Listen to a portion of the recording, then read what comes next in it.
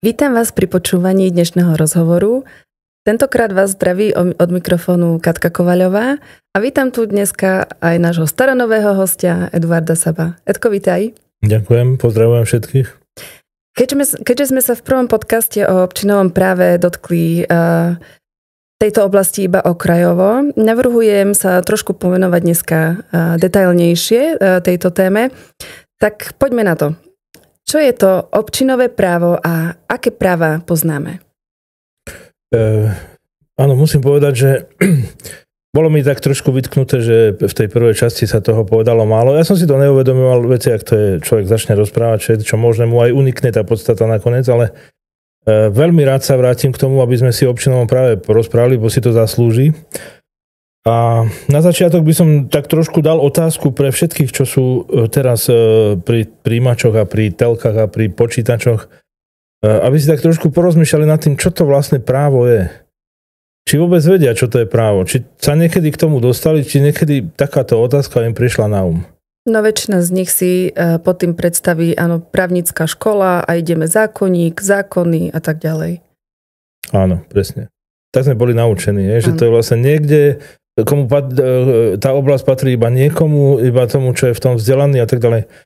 Právo ako také znamená pravidlá. Pravidlá, ktoré si dohodneme, ktoré si my ako spoločnosť, ako rodina, ako spoločenstvo ľudí dohodneme. A teraz otázka je, kto z nás si dohadoval tie pravidlá, kto tam bol a kto si povedal, že toto bude pravidlo pre celú spoločnosť. Tak si skúste odpovedať na túto otázku. Je to spravodlivé, tak jak to je, alebo to môže byť aj inak? No a ja som nad touto otázkou trošku uvažoval a som zistil, že ono to môže byť inak. Čerpal som samozrejme z našej pôvodnej kultúry. Tam sa rozpráva o rôznych právach, okrem iného rodovom práve alebo kopnom práve. Každý, kto má záujem o toto, si už dnes vie nájsť k tomu nejaké vedomosti. Našťastie, niekedy to tak nebolo. Niekedy bolo iba to povolené učenie, však ešte stále vlastne sme tak trošku dotknutí tým, že môžeme iba povolené veci vedieť, ale je to na nás. My sa môžeme rozhodnúť a môžeme vedieť aj viac, oveľa viac. No a akým právom sa vlastne my musíme riadiť dneska? Aké sú vlastne práva, keď hovoríš o práve? Práva sú rôzne. Samozrejme, jedná sa o to, že vždycky právo ako také sú pravidlá. A keď má to slovo právo aj nejaký prívlastok, alebo teda nejakú predponu, no tak potom je jasné, že kto určuje to právo ako také. Keď beriem do úvahy, že je nejaké lodné právo, no tak to zrejme asi bude niekto, kto je na lodi, zrejme, kto tam tomuto velí a tak ďalej. Keď rozprávame o rímskom práve, no tak asi to nebude nikto z Bratislavy, ani z Prešova, ani tak, ale asi to bude niekto z Ríma, kto nejakým spôsobom určil, čo ako bude, aké pravidlá budú a kto a ako sa nimi má riadiť.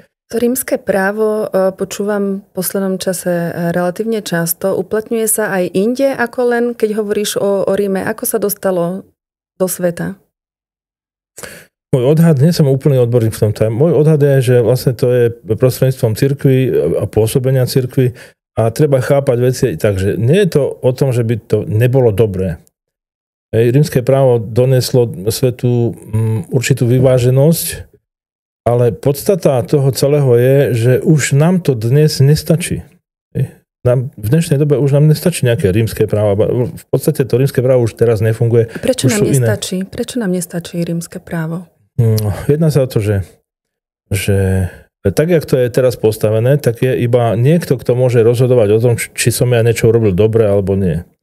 No a ja nevidím ten zmysel v tom, že prečo by to takto malo byť, že prečo nemôžem ja ako tvorca svojho života rozhodovať o sebe a že to musí nejaká inštitúcia za mňa. Takže vlastne z toho nakoniec tieto veci sa dotýkajú presne tých, čo som hovoril pred chvíľou. Je to napríklad kopné právo alebo rodové právo. Rodové právo funguje do dneska, to si každý môžete overiť. Vždy ten starší súrodenec má väčšiu pravdu, jak ten mladší. To je proste tak. No. To sú také tie zbytky toho, kedy naozaj to tak bolo. Hej? Proste my sa nevieme toho zbaviť. Ale ja sa vrátim k tomu, že pravidlá ako také, no tak tie pravidlá už len pri tom, keď sa dvaja ľudia stretnú a si povedia, že chceme spolu žiť, no tak si určujú pravidlá, ako to bude. nie je to inštitúcia nejakého manželstva alebo niečo, alebo niekto niekde v kostole, ktorý určuje, že takto musíte, takto. Sú to tí dvaja ľudia, ktorí sú slobodní a slobodní idú do toho vzťahu. No a keď si takto zoberieme, že vlastne by sme mohli takto žiť všetci, prečo by sme nemohli? No tak jednoducho poďme to robiť. Hej? A to, o tom to je vlastne aj potom to občinové právo, o ktorom sa vlastne dneska budeme rozprávať. No tak keď hovoríš o tom občinovom práve, skús nám trošku priblížiť, skadiaľ ten názov vznikol, alebo odkiaľ ten názov vznikol a čo si máme pod ním predstaviť? Dobre, ja to ešte sa budeš musieť tak nejak nastaviť na to, že vždy, keď mi dáš nejakú otázku, ja budem odpovedať niečo iné najskôr. Aj v tomto prípade, aj v tomto prípade to tak bude, že to občinové právo si ešte chvíľočku necháme a ešte sa vrátime k tomu, že dneska tu dajme tomu, že by sme uvažovali nad tým, že je tu nejaké právo štátu, v ktorom žijeme.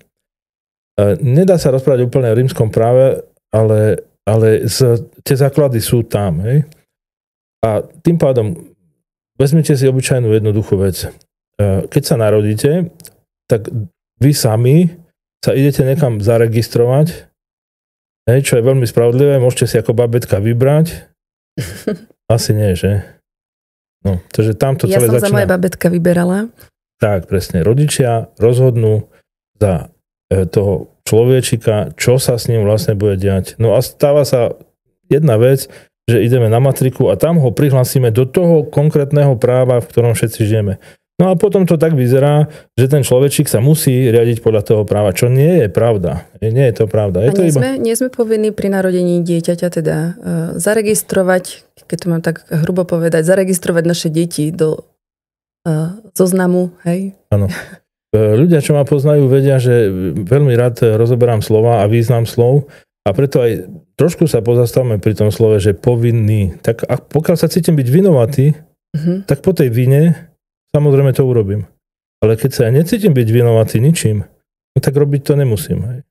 A z toho treba vychádzať. Naozaj to tak je. Všetky práva tak fungujú. Hej, že vlastne až vtedy je človek vinovatý, keď jednoducho to uzná sám.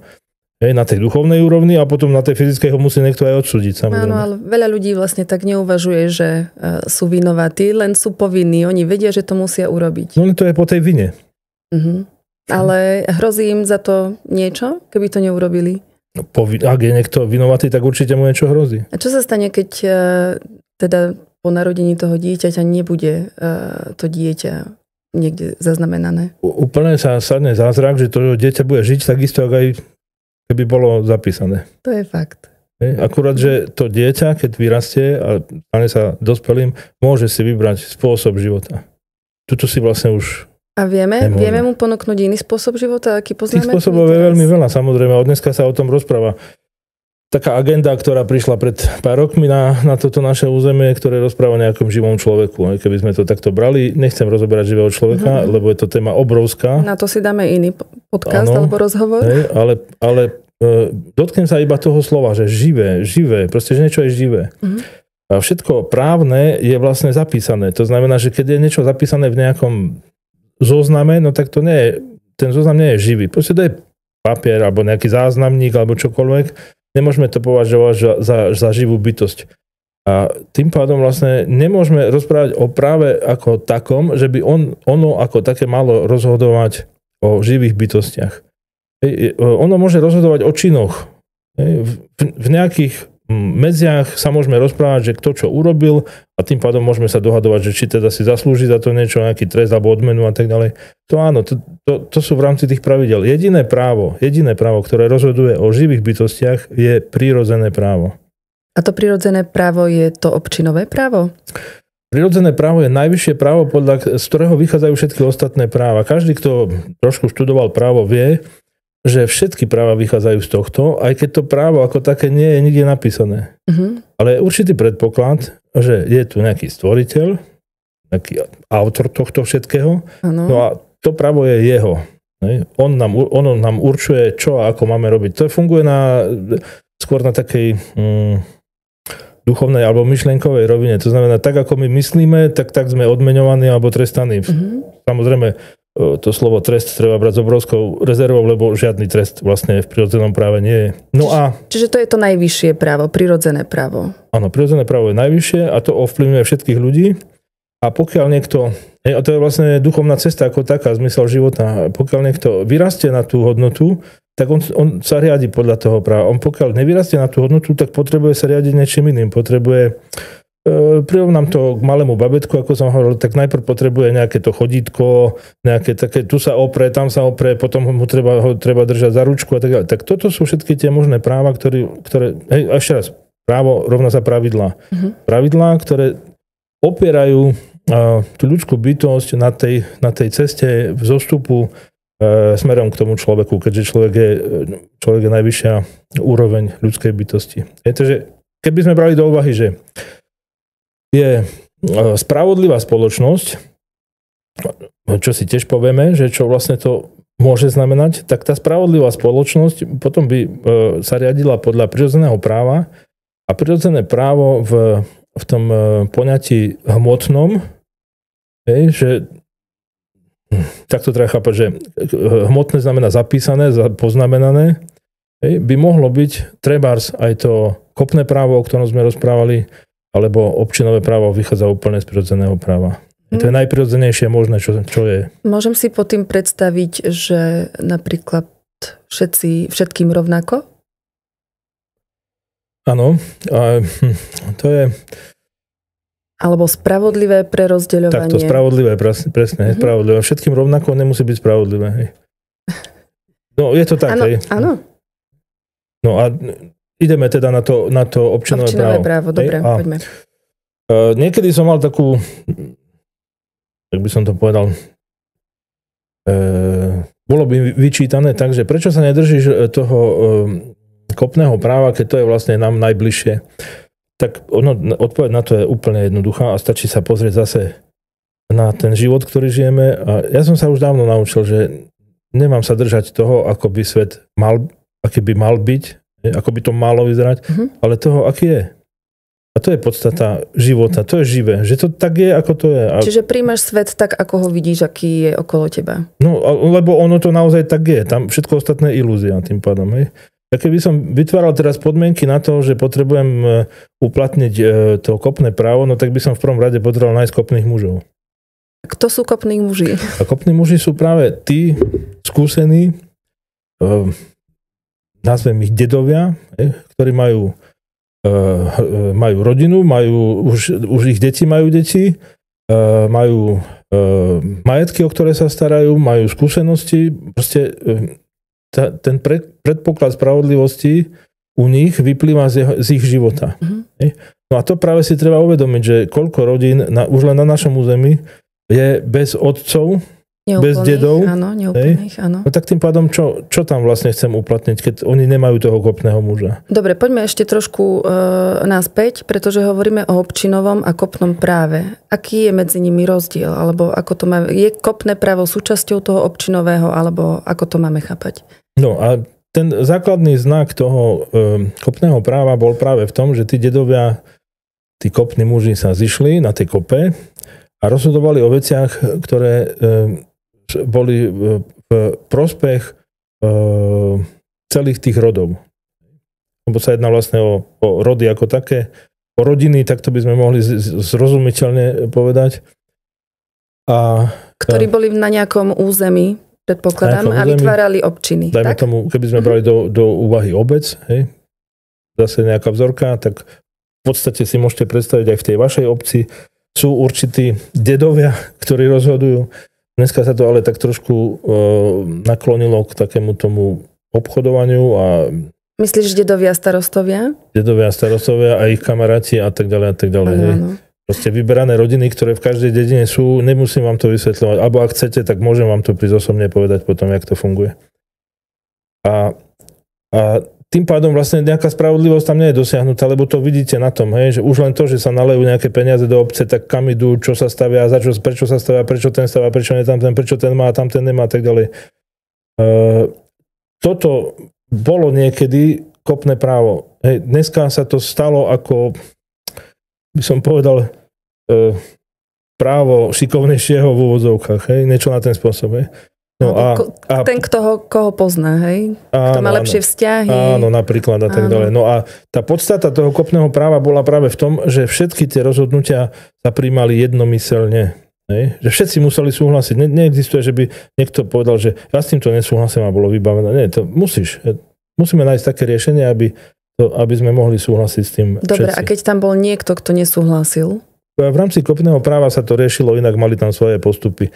Ale z toho som práve vychádzal, že v súčasnosti nie je možné urobiť funkčné to kopné právo na našom území, tak tým pádom som navrhol to občinové. Občinové znamená, že nejedná sa o kopných mužov, ale jedná sa o všetkých, ktorí rozhodujú. Rozhoduje sa takisto jednomyselne.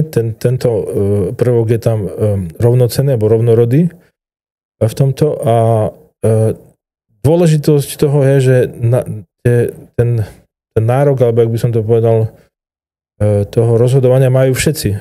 Aj ženy, aj muži? Nielen ženy, ale aj deti, všetci proste, hej, všetci, čo tam... A deti sú schopné napríklad sa vyjadriť k takým vážnejším otázkam? A to je presne ono, že tým pádom vlastne to občinové právo pozerá na vytváranie pravidiel úplne inak. Hej? To znamená, že k tomu sa tiež dostaneme, že si tam povieme ten postup, ako sa to robí, ale len tak pre obraznosť. Takisto by sme mohli nazvať nejaké tie stretnutia, schôdze tou kopou, dajme tomu, ale nie je to potrebné. Proste je to schôdza, zídeme sa, rozprávame sa o vážnych témach, všetci. No v bytovkách, keď niekto býva v bytovke, majú schôdze raz za čas, hej, a rozhodujú o tom, že kedy vymeniť zámok, schránky a tak ďalej. Pamätám si, že ešte dávnejšie sa zhromažďovali ľudia v krčmách a v rámci obce rozhodovali takisto o nejakých dôležitých otázkach. Áno.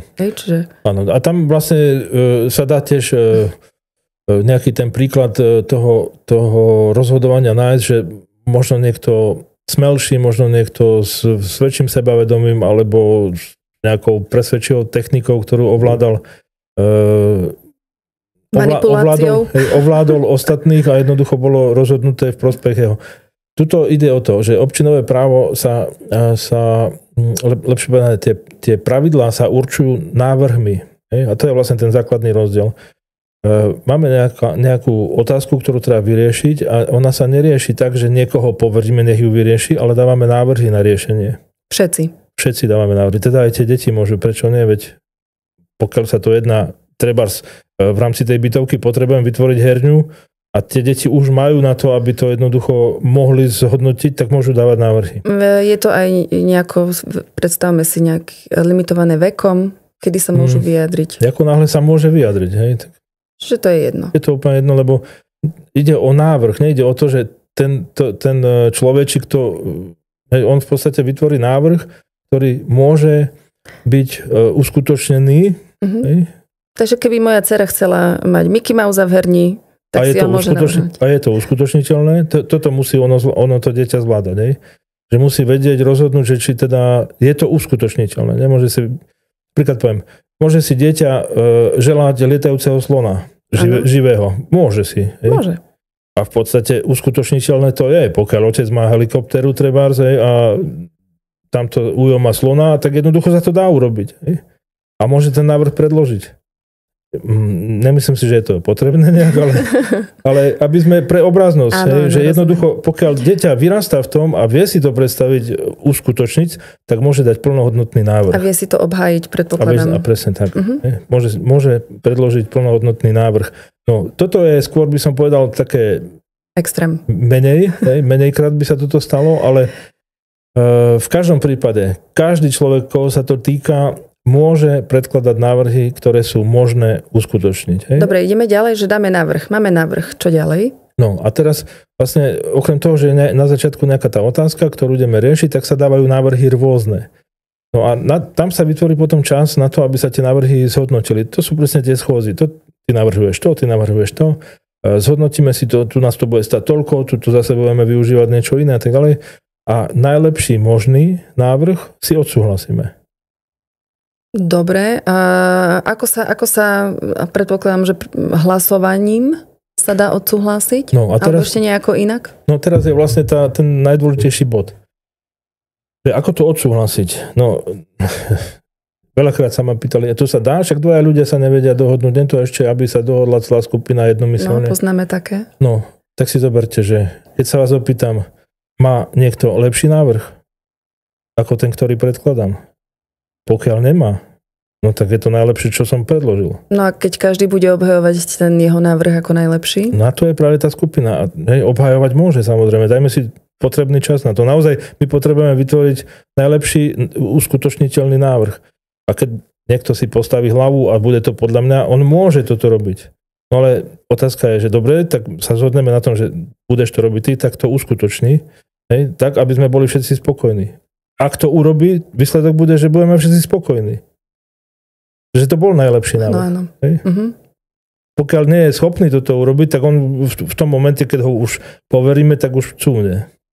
Rozumiem. Čiže on, keď chce, aby ten jeho návrh prešiel, potrebuje tam napríklad zakomponovať aj prvky ostatných návrhov, tak? Môže to byť aj prienik.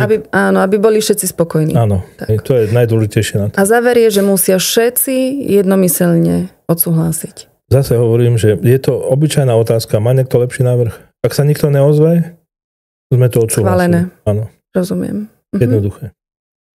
No dobre. No a prečo je podľa teba teda toto občinové právo nejako integrovať do našej spoločnosti? Prečo teraz? Tak to poviem, že spoločnosť ako taká si žije svojim životom a treba ju nechať tak. To, čo teraz funguje pre všetkých tých ľudí, ktorí nie sú schopní sa o seba postarať. Štát ako taký je vynikajúca pomôcka pre ľudí, ktorí to nedokážu žiť tvorivou činnosťou, tak ale jednoducho povedané, a to nemyslím nejak vzlom, alebo vôbec nie. Jednoducho povedané, je fajn pre niekoho chodiť do zamestnania a platiť si tie sociálky a zdravotné a všetko toto a štát sa postará. Je to fajn. No ale ak teda ja mám iné možnosti, to musím, to je to, kde to končí všetko. No väčšina ľudí zase to vníma tak, že chodím pravidelne voliť, ja som si občiansku povinnosť splnil, ja som si toto navolil, čiže čakám od tých v Bratislave, v parlamente, hej, že sa o mňa postarajú. A takto to má väčšina ľudí doteraz. Dajme tomu, že by sme taký obraz vytvorili, no a teraz, keď teda čaká, no ako dlho čaká, hej, to je tiež dôležité poznamenať, lebo niekedy človek čaká celý život a nakoniec sa dočká toho dôchodku, ktorý nezohľadňuje ten jeho život. Ani nezodpovedá. Presne tak. No, takže tým pádom môže sa potom posťažovať. No a čo potom? No veď práve, hej.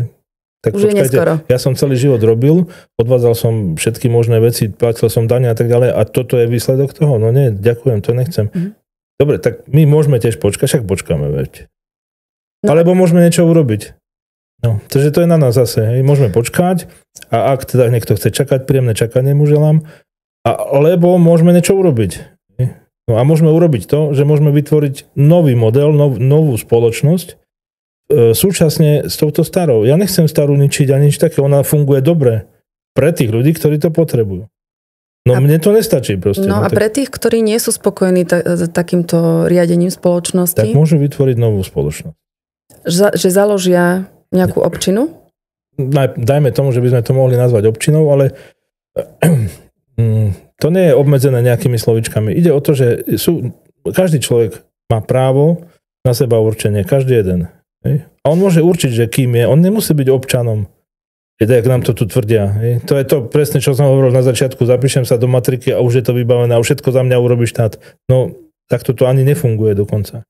Keby som aj veľmi chcel, tak to nefunguje. Pokiaľ dodržiavam všetky pravidlá, úplne všetky, aj tak sa stane, že to proste nevyjde a že na mňa to jednoducho platiť nebude. Či beriem do úvahy, že som zamestnaný, prídem o prácu, zapíšem sa, jak sa to volá, na matriku? Nie do sociálnej poisťovne? To, že je nezamestnaný. Úrad práce, áno. Úrad práce. Ďakujem, úrad práce, áno.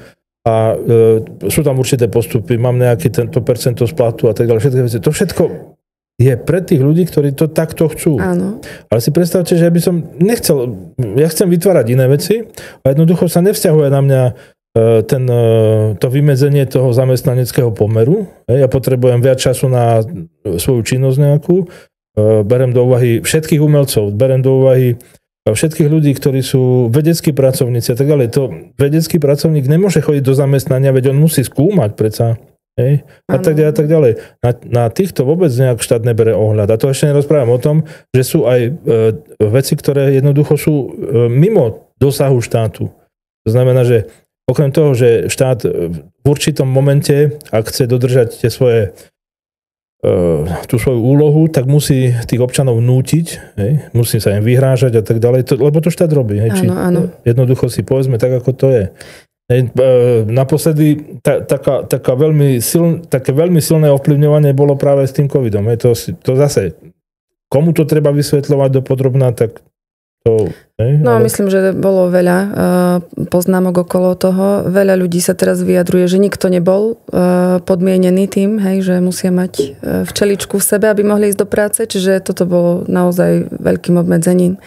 Ale poďme naspäť k tomu občinovému právu. Prečo si myslíš, že teraz je ten čas, alebo kedy je ten čas, prečo teraz sa hovorí o tom občinovom práve, lebo doteraz sme o ňom veľmi nepočuli?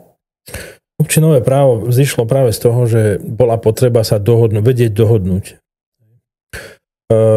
Vždycky, ešte aj dneska. Vlastne tak fungujú vzťahy. Musíme sa vedieť dohodnúť. Áno, presne. Ľudia sa potrebujú dohodnúť a nemali na to nástroj. To hlasovanie nie je dobré, lebo hlasovanie väčšiny menšiny znamená, že vždy je niekto nespokojný. Máte ako obraz hrá sa nejaká športová hra a jedni prehrajú, druhí vyhrajú. Jedni sú šťastní, ak blázen, druhí sú hotoví, nešťastní a tak ďalej. No kto vlastne vyhral v tomto momente? No všetci prehrali v podstate. No ale to je šport. A presne tak, a to je šport. A môžeme ho brať do úvahy, že v rámci nejakej úrovne zábavy to môže byť. Ale štát nie je zábava. A prečo máme niektorí trpieť, aby boli ostatní šťastní? To nedáva zmysel predsa. Takže preto, ak niekomu to nestačí, jednoducho môže vytvoriť novú spoločnosť. Nerozprávam o tom, že musí sa oddeliť v zmysle, že rozstrihnem si občiansky. Hej, presne takéto veci to vôbec nie, lebo ešte raz hovorím, ten štát je tu na to, aby nám pomáhal a od toho vznikol a to si on vlastne aj sám jak sa to povie, že si vytvára takú trvá na tom jednoducho, že kvôli tomu tu je. Keď sa opýtame štátu, a mimochodom neviem, či niekto niekedy nejaký štát niekde stretol, a skôr asi nie, ale ak by sme sa ho pomyselne opýtali, štát, na čo si tu? No, aby som vás ochránil. No a ak teda si tu na to, aby som vás ochránil, tak to rob. Keď ja sa dostanem do podmienok, kedy potrebujem pomoc, tak mi pomôž. Nehovor mi, že mám nejaké vypísať kolónky alebo ja neviem čo. Mňa to nezaujíma toto. Povedal si, že sa postaráš, tak sa staraj. Nešpekuluj, nevymýšľaj, nevydieraj nás, nerob s nami zle, nepredávaj nás. No, toto štát robí. Veľa ľudí si neuvedomuje, že vlastne ten štát je tu pre nás a my, a nie naopak teda. Áno, presne tak. No. A preto hovorím, že nejaká povinnosť, slovičko, je iba z toho, že som vinovatý. Ja som vinný za to, že som súčasťou štátu. A potom som povinný. Povinne musím niečo robiť. Nechcem byť. No dobre, ale teraz ten systém je nastavený tak, že všade potrebuješ niečo vypísať, niekde sa podpísať. Keď chceš vlastne dneska fungovať v tomto systéme. No, ako inak sa to dá? Výborne. Ak chcem. A ak nechcem, nemusím to robiť. No dobre, a z čoho budeš žiť? No a z čoho žijem? Zo štátu? No. Alebo štát žije zo mňa? No, to je otázka zásadná. Predstav si, že vlastne nemáš momentálne nejakú prácu, si nezamestnaný, máš podporu štátu. Ja som to zažil raz. Aj to bolo účelové, lebo ako hovorím, nie je nejaká veľká čiastka, no ale... Nie, bolo to účelové, lebo som potreboval z jednej práce odísť a do druhej sa dostať, ešte ako mladý chalan, ja neviem, možno som mal 19-20 rokov. A vtedy mi povedal ten, čo ma prijímal do toho druhého zamestnania, chod sa prihlásiť na úrad práce, aby som dostal podporu za teba. No o tom to je. Proste sú to pravidlá, ktoré nie sú pravidlá štátu ako také, ale sú to pravidlá tých v úvodzovkách šikovných ľudí, ktorí v tom vedia chodiť. Ja som nepotreboval ísť na úrad práce. On to potreboval. Takto to je vymyslené celé. Tie pravidlá, ktoré tu sú vlastne pre určitú skupinu poviem to, vzdelaných a pre tých, čo sú nevzdelaní, tak sú tí trpiaci a vinní samozrejme. A preto sú povinní. No a dobre, a to tak môže ostať. Keď to tak chcú, môže tak ostať. Čiže človek dneska by študoval a sám sa vzdelával v oblasti práva, tak? Môže. Základ práva je veľmi dôležitý, aby sme chápali, že čo to je. A v podstate, ako náhle pochopíme, že my nie sme nástrojom niečoho, štátu nejakého, alebo čo, že by štát si dosahoval nejaké ciele prostredníctvom občanov, ale je to presne naopak. Lebo môžem ja zo svojej skúsenosti povedať, že akákoľvek moja snaha osobná sa tomu trošku povenovať veľmi rýchlo vlastne skončila, pretože aj tie zákony sú tak písané, že človek im nerozumie. No, zákon je veľmi dôležitý vtedy, keď ja niečo potrebujem. Hej? A ako to mám hľadať? No, ak niečo potrebujem. Uh-huh. No dobre, a ak to nepotrebujem? Podstata, hej? To znamená, že dneska môžeme žiť slobodný život, však to všetci rozprávajú, žijeme v demokracii, ktorá je veľmi spravodlivá, vždycky ostane niekto nespokojný, ale to je spravodlivé podľa demokracie. Hej? Vždycky sa my môžeme slobodne zvoliť to menšie zlo. Hej? A demokracia je spravodlivá podľa teba? No nie je, samozrejme, nemôže byť. Akokoľvek hlasovanie, kde je väčšina menšina, nie je to spravodlivé. Hej? Stačí mať 76 hlasov, či 72? Stále je tých 25 nespokojných. Ja rozprávam o tom, že všetci sme spokojní. Že to nie je možné, poďte si to vyskúšať. Je to možné. Robíme návrhy. Áno, ktoré sa schvaľujú jednomyselne a idú sa odskúšať. Dobre, tak poďme na tie základné zásady toho občinového práva. Keby sme brali do úvahy, že môžeme si povedať taký postup. Je tá nastolená otázka, ktorá nás trápi v rámci treba z tej bytovky, to je dobrý príklad celkom, lebo treba chápať občinu ako takú. Občina je vlastne je spoločenstvo rodín. Rodín, ktoré spravujú nejaký majetok a nejakým spôsobom sa spoločne rozhodujú. V rámci tých knížiek, ktoré som napísal z prievodca občinovým právom, je to všetko pomerne podrobne popísané, takže odporúčam. A tým pádom, odporúčam aj ja. Ďakujem. A tým pádom vlastne, keď beriem do úvahy, že ten vchod jeden bytovkový má, lebo sa riešia všelijaké možné veci. No povedzme si napríklad, vykradli pivnicu. A ukradli bicykle. Hej, to je taká bežná, si myslím, vec. No, ale tá otázka musí byť nastolená. Že čo je otázkou? Že vykradli, že ich pochváliť, alebo čo? Tak čo urobíme, aby sa to neopakovalo? Tak, hej, takže toto je otázka. Toto je veľmi dôležité. Najdôležitejší bod vlastne ten prvý. Pomenovať to, nastoliť tú otázku úplne presne. A máme hneď polovicu vyriešenú. Keď ju nevieme nastoliť, keď nevieme pomenovať veci, tak my tam len tápeme, hľadáme niečo a potom sa nedohodneme. Lebo neriešime to isté. To znamená, že v tomto prípade by sa patrilo ešte upresniť tú otázku. Čo konkrétne ideme riešiť? Aby sa to nestalo, aby ukradli presne to, alebo aby... Čo? Aby neukradli, hej, kompoty. Alebo neukradli. Hej, presne. No tak to sú presne, že musíme úplne sa vyhraniť až na tú podstatu toho, čo chceme vyriešiť. Čiže musí to byť vyslovené nahlas. Musí to vyslovené, aby bolo každému jasné, čo ideme riešiť. Lebo na základe toho, že to je zrozumiteľná otázka, prichádzajú riešenia. Zabezpečiť vchod, nedávať tie predmety tam a tak ďalej. Proste tých riešení môže byť veľmi veľa. Preto je dôležitá tá základná otázka. Tým pádom pomenovali sme nejakú, dajme tomu, aby sa nedostal nepovolaný človek do priestorov. No dobre, tak tým pádom sú ponúkané riešenie. Jedným z riešení môže byť, že sú nejaké tie novodobé vchodové dvere, ktoré sú na nejaký otlačok prsta, alebo neviem čo, proste zaregistrovaných ľudí a tak ďalej. Proste vysvetlené dopodrobná, ľudia si to tak premietnú, ak to im ešte nejde, môžu sú to overiť, dajme tomu čas, hej. Dneska sme si navrhli, zajtra sa stretneme, choďte si popozerať, vygoogliť si všelaké možné veci, či to funguje. Z pohodlia domova. Áno, presne tak. Zajtra sa stretneme a si to odsúhlasíme. No a zajtra sa stretneme, pozreli ste si to, áno, tak má niekto lepší návrh? A ak niekto má lepší návrh, pokračujeme v tom jednaní, až teda dojdeme k tomu, že všetci súhlasíme. A ak nemá nikto lepší návrh, tak sme šťastní, lebo sme na to prišli už hneď, na prvom. Takže vlastne tým pádom nasleduje prijatie toho návrhu, no a po prijatí návrhu v podstate treba spustiť to uskutočnenie.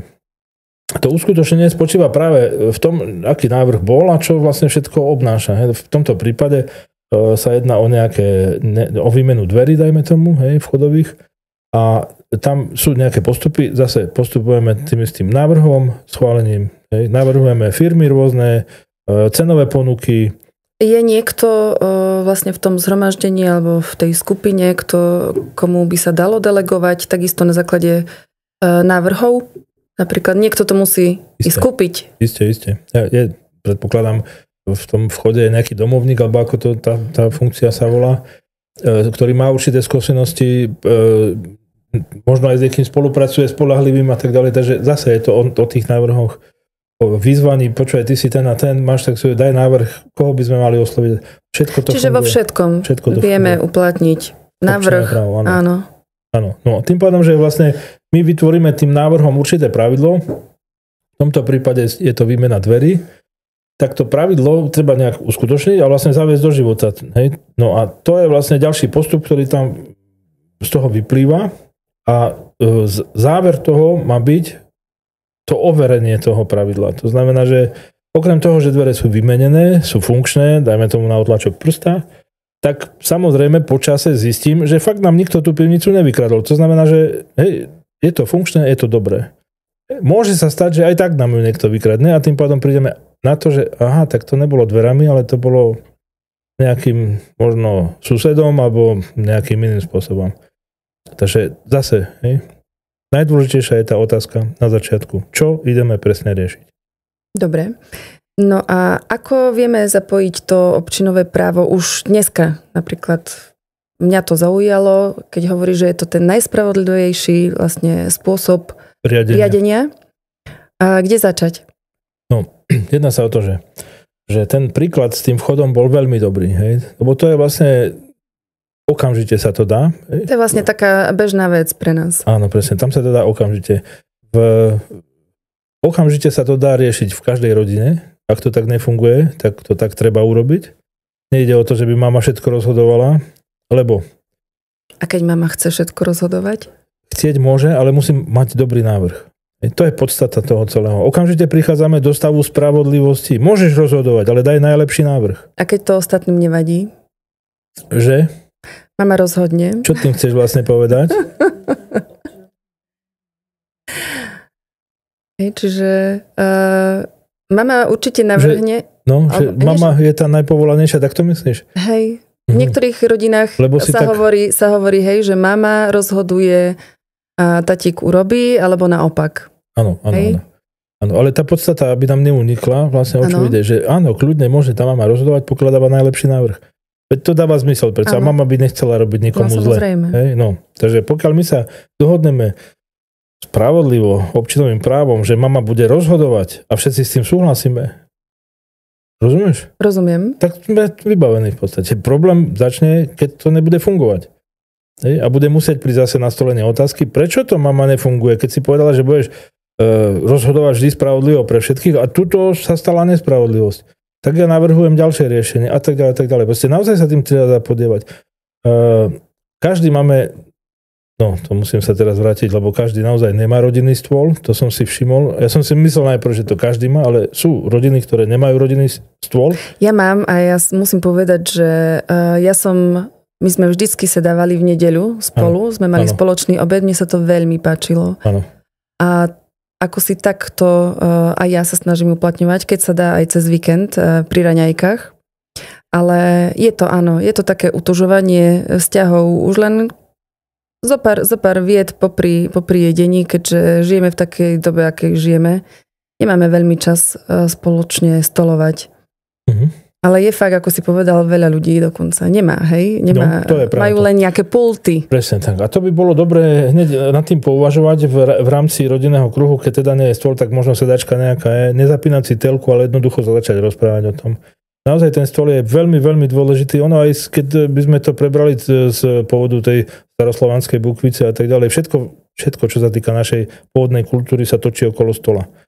A ten stôl je, už si zoberte len všetky tie povesti o Janošikoch a tak ďalej, to všetko je o tom, že mali nejaký stôl kamenný, kde si sadli a sa radili. No proste je to veľmi dôležité. Sadnúť si k tomu stolu, či k raňajkám, obedu, večeri, alebo len tak si posedieť pri čaji, pri káve a rozprávať sa a tieto veci si prebrať, že ako to vlastne chceme, aby doma bolo. Lebo nemôžeme my si vytvárať nejakú ilúziu, že všetko je v poriadku, keď všetko v poriadku nie je. Keď sú deti nespokojné, keď niektoré deti sa zatvára v izbe a v kuse je na počítači a tak ďalej. Tým nechcem povedať, že počítač je to výborná vec a kľudne odporúčam každému, nech si to skúsi a všelijaké hry a všetko možné, čo tam je. To je pre nás nachystané. Takže treba si to vyskúšať, treba sa tomu odovzdať, ale netreba sa tam do toho utiekať, netreba tam sa schovávať. A toto je o rodičoch.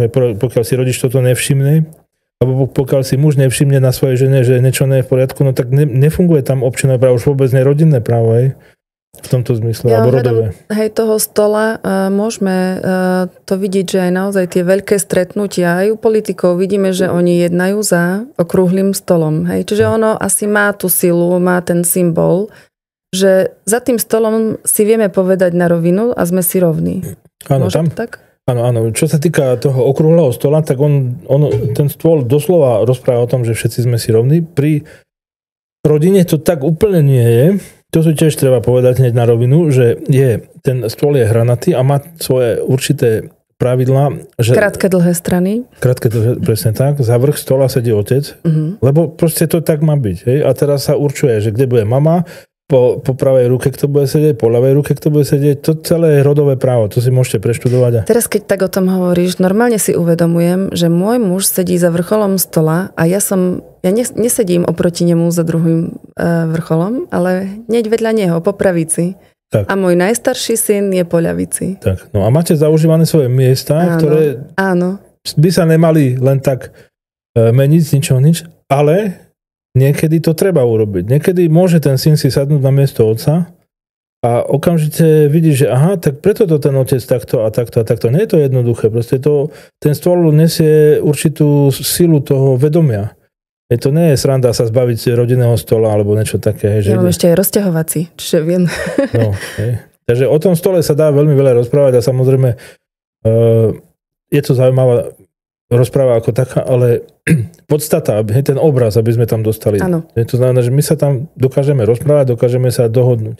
Padajú návrhy a môže byť, ako si povedala, že môže mať mama vždy tie najlepšie návrhy, ale môže mať aj niekto iný a toto treba uznať.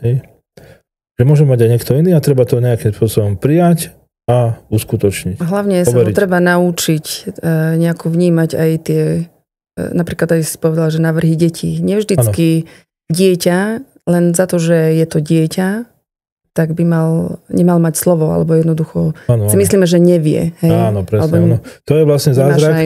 To je zázrak na tom, že to dieťa sa narodí ako celý človek. Nenarodí sa iba hlava, alebo iba noha a potom to nejakým spôsobom niečo... Proste celý človek sa narodí. To znamená, že to jediné, čo nás delí od detí, ako dospelákov, že nemajú toľko skúseností.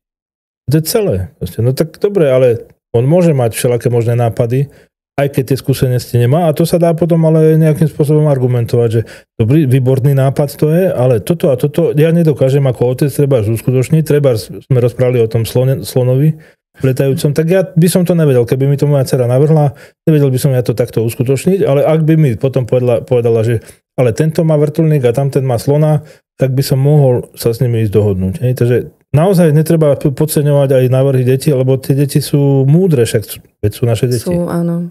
Veľakrát ja sama mám také momenty, keď mi povie, no ozaj, tak by som sa nemusela na to pozerať. Že naozaj aj z tej druhej strany sa pozrieť. No dobre, doma to mám na poriadku, čo ďalej? No okrem toho, že teda sme doma prijali občianske právo a rozhodujeme sa, no tak môžeme vlastne... ďalej to môžeme uplatňovať. Môžeme to ponúknuť aj v iných spoločnostiach a by som povedal, že pokiaľ žijeme na dedine, tak je to úplne bežné, že by sme mohli vlastne aj ako samospráva fungovať občianskim právom, aby to bolo naozaj spravodlivé. Dokonca v rámci súčasného právneho stavu by sa to aj dalo, lebo tie samosprávy sú pomerne také samostatné, však a preto sa aj volajú samosprávy a my môžeme si vytvoriť ten rozhodovací mechanizmus taký, aký nám vyhovuje. Ono vlastne je, ako si povedal, sú samosprávne, alebo oni si vedia určiť, že čo im treba, ale sú viazané na peniaze, ktoré opäť rozhoduje o tom vlastne štát, koľko komu. Áno. No a to je vlastne obrovský problém, že My môžeme sa spravodlivo rozhodovať do momentu, keď sme sebestační. No ako dosiahnuť tento level? Opravím to slovičko, lebo sebestačný nie je to isté ako životaschopný. Pokiaľ sme životaschopní, nepotrebujeme nejakú starostlivosť a teraz samozrejme treba brať to všetko s rezervou nejakého štátu, a môžeme si žiť sami. Sami sa rozhodovať, sami tvoriť a tak ďalej. Ešte raz opakujem, nenahovorám nikoho, aby sa oddeľoval od štátu, zvlášť ak na to nie je pripravený. Lebo narazí. To je jasná vec. Už len to, že jak vlastne ten štátny systém je nastavený, čo všetko ponúka, to v rámci toho, že sa niekto oddelí od štátu, si sám nevie ponúknuť, alebo teda pokiaľ je, tak klobúk dole a už je pripravený byť tým živým človekom. A pokiaľ to nevie, tak nech to ani neskúša, lebo to... No presne nad tým som rozmýšľala minule, že ako to urobiť, že niekto to robí tak extrémne, hej, že sekne, ale nemá vlastne žiadne zázemie za sebou. Presne tak. Nemá komunitu ľudí, o ktorú sa dokáže oprieť. Tak, no to znamená, že najprv z toho by rozumne vyplývalo, že by sme mali vytvoriť to spoločenstvo, ktoré nad niečím takým uvažuje. Následne prijať to občianske právo a dávať návrhy. Nie je rozumné odstrihnúť sa od niečoho, čo je funkčné. Proste, napriek tomu, že to nie je úplne že dobré, áno. Ale je to funkčné. To je veľmi dôležité. Keď mám doma auto, ktoré nie je to najnovší model a tak ďalej, ale naštartuje a ma odvezie, no tak ho použijem predsa, veď. Lebo čo? Lebo sa mi niekto vysmeje, alebo čo vlastne mi môže v tom brániť. Takže ja si môžem zhodnotiť tú situáciu, ktorá ma konkrétne postretla a na základe nej vlastne sa všetci rozhodujeme. To znamená, že aj v tomto prípade vytvoriť spoločenstvo, by som to možno nazval nadšencov, možno záujemcov o niečo nové, neničiť to staré. Staré nech si funguje, je dôležité ešte pre všetkých ostatných, ktorí toto potrebujú. Prepáč, myslíš, že je dôležité, alebo je to nejako limitované aj počtom, koľko ľudí môže v takomto spoločenstve fungovať tak, aby sa vedeli dohodnúť? Počet je veľmi dôležitý vždy. Ale občianske právo je funkčné v akomkoľvek, vo všetkom. Proste takto treba chápať, akékoľvek odvetvie, čokoľvek, akýkoľvek problém, všade sa dá používať občianske právo. Vlastne tá obrovská myšlienka občianského práva je práve tá, že dávajme návrhy, ktoré spoločne príjmeme. Hej? A ak teda by bolo, príklad poviem, že máme už počet členov taký, že by sme to nezvládali, tak je veľmi dobre dať návrh, a urobme to takto, alebo urobme takto, rozdelme to, podelme to, vytvorme nejaké iné riadiace systémy. Myslíš napríklad, že ďalšia nejaká hierarchia by sa vytvorila? Dá sa urobiť hierarchia. Tak to treba chápať, že v rámci občiny, čo ako hovorím, to je vlastne niekoľko rodín, ktorí žije pokope a pre obrazotvornosť ľudí, ktorí to počúvajú. Všetky obce boli občinami. Treba chápať v súvislosti. Zase v tých knižkách, ktoré sprievodca občianskym právom, je to tam všetko popísané. Treba chápať v súvislosti, že keď je teraz obec, ktorá svoj názov končí na ci, alebo ovci, alebo teda, ovce, hej, to ovce je tam dôležité. Nemyslím, že všetci sú ovce, hej, ale ako sa to dneska tak bežne rozpráva. Ale príklad, poviem, také najznámejšie Michalovce, keby som bral do úvahy. Hendrichovce, Bertotovce.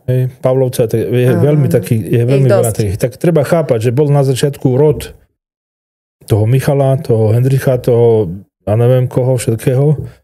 A príslušníci toho rodu sa vlastne pomenovávali, že patria k nemu. To znamená Michalovci. Všetci od Michala. Presne tak. A dodneska tie rodové osady ešte sú na Slovensku, ktoré sú pomenované koncovkou ci. Ale treba chápať v súvislosti zase, že je to rodová osada viazaná k rodu. Ale keď do tej osady príde viac rodov, no tak už to nie je viazané k rodu a preto tá koncovka sa mení a už to sú Michalovce ako také proste zovšeobecnené. To znamená, že to môže byť taký obrazok toho, že takto to bolo niekedy, že vlastne všetky tie občiny boli niekedy teda všetky tie obce boli niekedy občinami. Hej. No a tým pádom vlastne môžeme aj spätne to ísť, že môžeme my si vytvárať tie spoločenstvá následné, ktoré budú ohraničené, hej, čo sa týka toho počtu trebárs, dajme tomu územím samosprávy alebo územím obce ako takej. Môžeme to robiť. Hej. Čiže skôr územím ako počtom? Áno, lebo vlastne sa jedná o to, že o čom budeme rozhodovať. Hej, lebo v rámci toho vchodu bytovkového, tak sotva budeme rozhodovať o vedlejšom vchode. Že je to dôležité proste tieto veci. Ale to zase vyplýva z logiky veci a z práva ako takého. Už samotné medzinárodné právo rozpráva o tom, každý národ má právo na sebaurčenie, pokiaľ má územnú celistvosť, má kultúru a tak ďalej. No, čo tam ešte treba podotknúť, najdôležitejšie, dokáže sa o seba postarať. Vtedy má právo na sebaurčenie. Keď sa o seba nedokáže postarať, tak vlastne je to tak umelo vytvorené, z čoho aj vyplýva, že keď niekto rozpráva o tom, že Slovensko je suverénne, no tak si to hneď môžete preložiť. Dokážeme sa o seba postarať ako Slovensko? No. Dneska určite nie. Takže všetko nám dovážajú. Tým pádom suverénni nie sme. To je jednoznačné. To, že to hovorí pán premiér, to je jeho vec. Ale on môže čiže suverénna krajina je tá krajina, ktorá je sebestačná, tak? Áno, životaschopná, lepšie povedané. Životaschopná. Tak. Dobre, takže ešte raz, životaschopný a sebestačný? Je trošku rozdiel v tom, lebo keď si zoberiem, že ja som sám sebestačný, že som sám, si vystačím sám, tak vlastne nikoho iného nepotrebujem a to nie je žiaduce, my toto nechceme. My chceme žiť spolu, chceme navzájom si vymieňať čo možné, ľúbiť sa a tak ďalej. Toto je vlastne zmysel toho. No, nechcem byť sám, aby som sám sebe bol stačil niekde na pustom ostrove, tak to nechceme. Jasné, ináč takto som sa na to slovo nikdy nepozerala. No, to je vlastne podstata slova. Aha, že sám. No a životaschopný? No, schopný žiť bez toho, aby mi niekto pomáhal. Hej. Čiže bez vonkajších píl. Ale žiť, myslím. Nie prežívať, nie čakať na to, že či teda ten dôchodok bude, nebude. Ale žiť, činorodo žiť, vytvárať, tvoriť. Vlastne to je zmysel života. Tvoriť. To, čo má v živote ma poháňať, je čakať na ten podnet. Ja už sa neviem dočkať, kedy príde ďalší podnet a ďalší podnet. Nie čakať na výsledok niekoho činnosti. A ako ty napríklad uplatňuješ to občinové právo u seba? Ako v rodine treba sa tak my v podstate to žijeme roky už toto. Ako dlho o tom vieš? Ako dlho ty dokážeš to občinové právo vlastne takto aplikovať v reálnom živote? Je to ťažké podľa teba?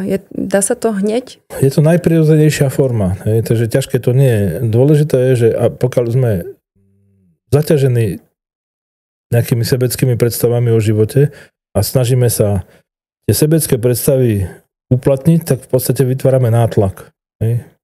No to je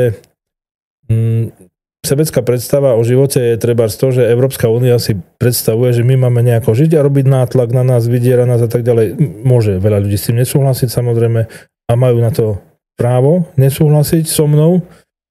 No a čo? Tak nesúhlasia. Ale nie je to tak, že to nie je pravda. Len s tým nesúhlasia. To je práve tá podstata. A takisto to je, že my sme takto žili ako rodina podľa občinového práva dlho, len sme nevedeli, že to je občinové právo. A tým pádom, že som potreboval vytvoriť nejaký nástroj, aby sa vedeli ľudia spravodlivo dohodnúť, no tak som to spísal do toho občinového práva, vychádzal som z toho kopného práva, je pravda, ale podstata je, že my sme takto žili a potom sme tomu dali meno. Takže ako dlho? No, ja neviem, 25 rokov určite. Dobre, a vieme ešte tam do toho občinového práva nejako zahrnúť aj spolužitie s prírodou, so zvieratmi a tak ďalej? Celé toto sme preberali vlastne v tom predošlom nejakom rozhovore v Slovenských novinách, keď sme rozprávali o 9 lúčoch. 9 lúčov svetla je návod na jednak na seba určenie, kto som, kde som a v podstate čo má nasledovať. Keď sa niekde stratím, tak ja viem, že čo nasleduje, aký lúč nasleduje, čo mám rozsvietiť, ktorú miestnosť a tak ďalej. To je vlastne ono. Takže, no to vieš ty? Všetci to máme zakodované, len tých 9 lúčov pomáha. Keď tým prejdem, tak už sa to nastaví a potom to ide už tak samo o sebe. No takže vlastne áno, súvisí to s občinovým právom, ono všetko vlastne súvisí so všetkým a nájsť tú súvislosť je práve tá zábava na tom všetkom. Že keď sme zvedaví, lebo to je presne ono, že kto je živý človek? No tak živý človek je ten zvedavý, to malé dieťa, ktoré vykulené pozerá na všetko a všetko ho zaujíma a proste upútať pozornosť dieťaťa je umenie.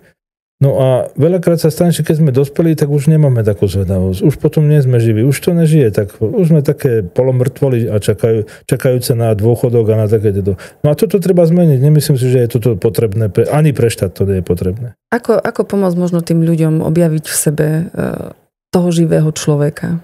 Ľuďom sa dá pomôcť tak, že im to ukážeme, že sa to dá. Ukážeme im to reálne na našom živote. Áno, tak? A všetko ostatné je na nich. My potrebujeme vytvoriť model, určitú ukážku. Aj preto vlastne teraz bude na východnom Slovensku bude ten víkend v občinovej osade ako ukážka, že sa to dá urobiť. Dá sa riadiť občinovým právom, dokáže to byť spravodlivé, dokážeme byť životaschopní. No všetky oblasti, ktoré k tomu patria, že sa tam dajú do toho zahrnúť, vrátanie zdravotníctva a tak ďalej. Som rada, že si to spomenul a vlastne aj tým môžeme ukončiť dnešný rozhovor, že pozveme našich poslucháčov, nech sa prídu pozrieť, ako vlastne toto občinové právo funguje aj v takýchto, ako si povedal, občinách alebo rodinách. Takže ešte raz te poprosím, zopakuješ, kde? Či? Zopakujem to, teda nezopakujem, lebo som to ešte nepovedal, ale teraz to poviem.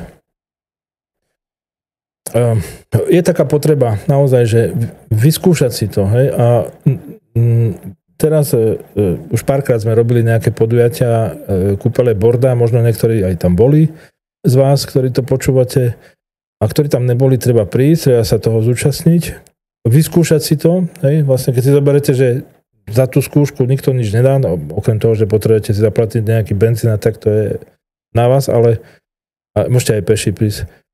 Ale my za to tam nebudeme nič ani inkasovať od vás, ani nič. My potrebujeme práve tú spätnú väzbu. To je vlastne pre nás to najdôležitejšie. Či sa vám to pozdáva, nepozdáva, páči, má to zmysel, nemá to zmysel.